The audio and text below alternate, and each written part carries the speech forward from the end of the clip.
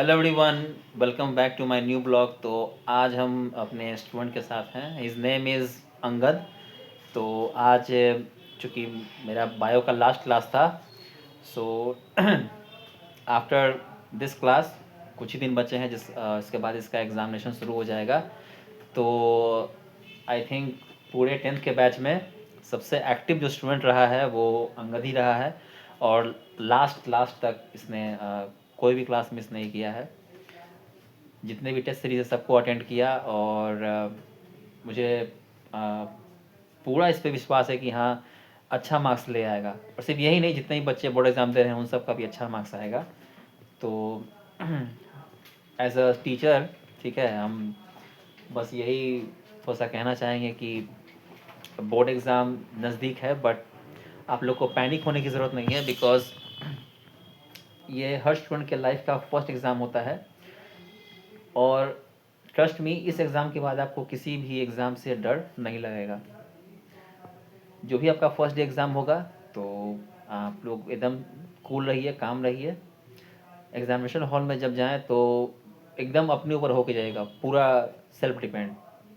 सारा इंस्ट्रूमेंट वगैरह लेके जाएगा, पेंसिल, रबर, पेन। पेन एकदम कम से कम 4-5 रखिएगा, blue, 4-5 black, pencil, rubber, protractor, ruler, सब कुछ, कॉम्पास, क्योंकि आपको वहाँ किसी से मांगना नहीं है। वहाँ के इन्विजिलेटर कैसे हैं, आपको अलाउ करेंगे नहीं करेंगे, कुछ कुछ कहा नहीं जा सकता, ठीक है। बाकी एग्ज़ाम में जो कॉपी मिलेगी उसको पूरी अच्छे से भरना है, हड़बड़ा के आपको नहीं भरना है। अगर थोड़ी सी भी आप लापरवाही करेंगे तो पूरा पेपर गंदा हो जाएगा, ठीक है, वो देखने में अच्छा नहीं लगता है। उसके बाद पेपर जो मिला है, आप लास्ट तक बैठिए एग्ज़ाम में।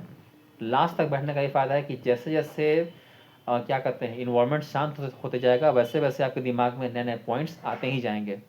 तो यही मैंने इंस्ट्रक्शन अंगद को भी आज दिया है कि जब तक कि टीचर आपसे पेपर ले न ले तब तक आपको एग्ज़ाम में बैठे रहना है, और उसको बार बार रिवाइज करते रहना है। कहाँ पॉइंट छूट गया, कहाँ स्पेलिंग मिस्टेक हो गया, उसको ठीक कर लीजिए। कहाँ अंडरलाइन करना है, कहाँ डायग्राम में कुछ मिस हो गया, ठीक है।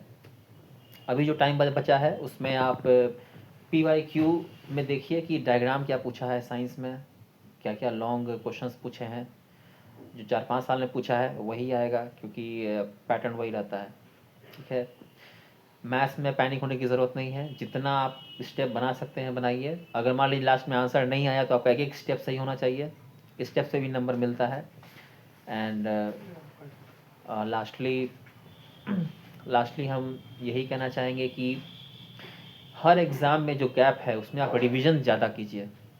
नया चीज़ पढ़ने का ज़्यादा कोशिश मत कीजिएगा, ज़्यादा कोई नया रेफरेंस बुक, नया मॉड्यूल मत लीजिएगा। जितना आपको मतलब साल भर में टीचर्स पढ़ाए हैं, जो आपका खुद का नोट्स बना हुआ है उसको ज़्यादा पढ़िए, वो आपके लिए ज़्यादा फ़ायदेमंद होगा। तो अब हम अपनी बात को यहीं ख़त्म करते हैं, और बाकी अब हम अंगद से थोड़ा सा पूछते हैं कि उनका जो है IBS कोचिंग में क्या एक्सपीरियंस रहा, ठीक है। और चूँकि अब अंगद जो है कुछ दिन के बाद पढ़ाई इसकी कंप्लीट हो जाएगी, क्लास 10th की एग्ज़ाम भी हो जाएगा, तो अब ये हायर क्लास में जाने वाला है।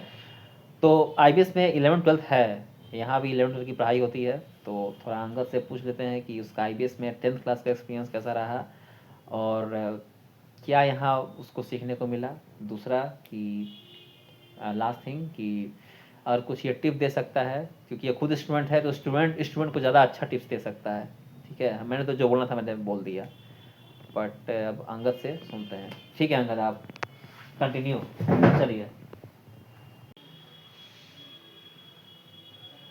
Hello friends, my name is Angad and I am the student of IBS science. तो यहाँ का सबसे बेस्ट चीज़ मेरे को क्या लगा ना कि यहाँ पे पढ़ाई तो होता है और साथ ही साथ आपको फ्यूचर के बारे में भी गाइड किया जाता है। जैसे कि हम लोग को चंदन सर जो हमारे डायरेक्टर है, वो खुद बुला कर हम लोग को गाइड करते हैं कि फ्यूचर में क्या करें, फ्यूचर में कौन सा स्ट्रीम पे कितना ज़्यादा स्कोप है, ये सभी चीज़ हम लोग को बताता है। और इनफैक्ट वो हम लोग के साथ खुद ही एक फ्रेंडली टाइप बिहेवियर रखते हैं, जिसके वजह से हम लोग अपना जो फीलिंग्स है पढ़ाई के प्रति, खेल कूद के प्रति, वो सब हम लोग बता पाते हैं उनको। ये उनका सबसे बेस्ट चीज़ है।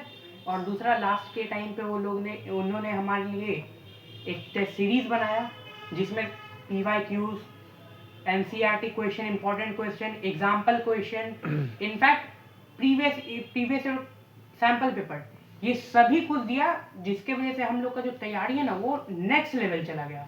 और उसके वजह से एक अंदर से कॉन्फिडेंस आया कि हम लोग एग्जामिनेशन अच्छा दे सकते, एग्जामिनेशन में बैठेंगे तो हम लोग को कोई प्रॉब्लम नहीं होगा।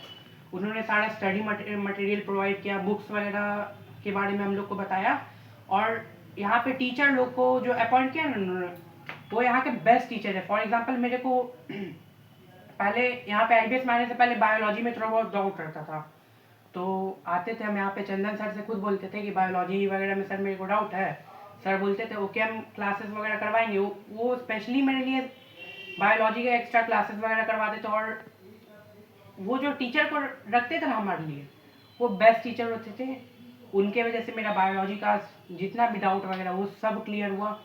फिर SST में मेरे को डाउट था, अब सर को बोले, वो मेरे को एकदम SST पूरा क्लियर करवा दिया। आज के टाइम पे ना मेरे को SST में डाउट है, ना साइंस में डाउट है, ना मैथ्स में डाउट है, इंग्लिश हिंदी में भी एकदम क्लियर ही है, सिर्फ उन्हीं के वजह से।